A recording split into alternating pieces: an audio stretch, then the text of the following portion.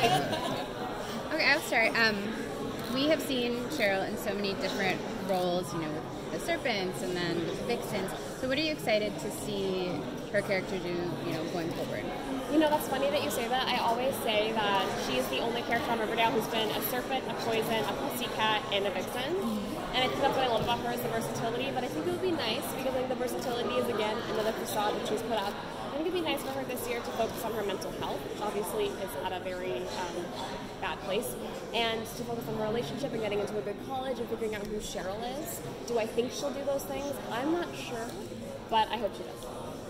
So as you continue to, you know, peel back the layers of this character and explore kind of what she just said, is there anything you find you're surprised to learn about yourself as an actress, and like what's been the most enjoyable part of it? You're asking some fantastic questions. I think every day is a challenge with Cheryl, and I think that's why I don't think I can ever get bored of playing her. And I don't think that's very common in TV. When you're doing 4, 5, 6, 7 years of the same character, it becomes a lot of monotony, and I don't feel monotonous ever with Cheryl, and I think that's what surprises me the most about her, is that I really thought, like, if I got to be on a show ever for 4 years, I was like, oh man, how do you keep that character alive and interesting, and she already is alive and interesting.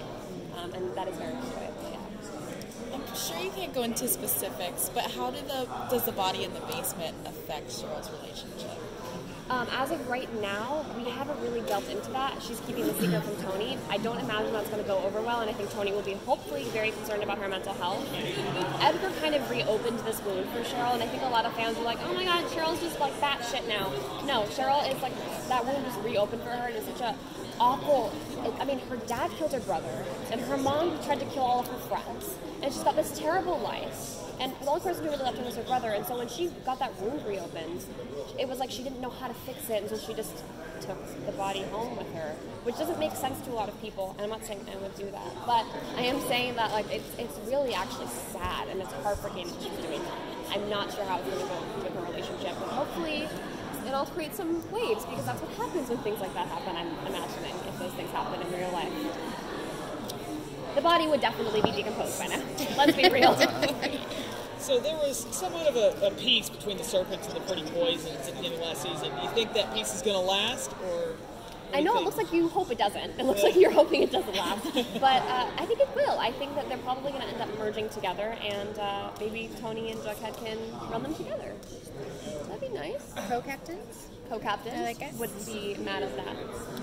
I feel like Cheryl always comes in as like the badass character to save the day. So how fun is that for you? Because it's usually at the end they're like, okay, we're gonna go for her and she's coming in to fix it all. It's very fun. I mean, I love doing archery, which is always like her go-to for saving the day.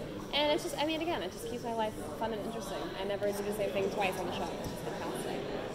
Was it like delving into like the mental health aspect of it all? Because we don't really get to see that as much on TV, especially in what we consider younger shows. Right. Well, it's so important, especially in this day and age when half the people that I see on Twitter identify with anxiety or some sort of depression or mental health issue. And I think that's very important that we bring that to, you know, everyday media. And it's a lot of work before you come to work to figure out what that means and how those things play and how that affects Cheryl. And then hopefully we can address that in the show. That's all. Thank you. Thank you.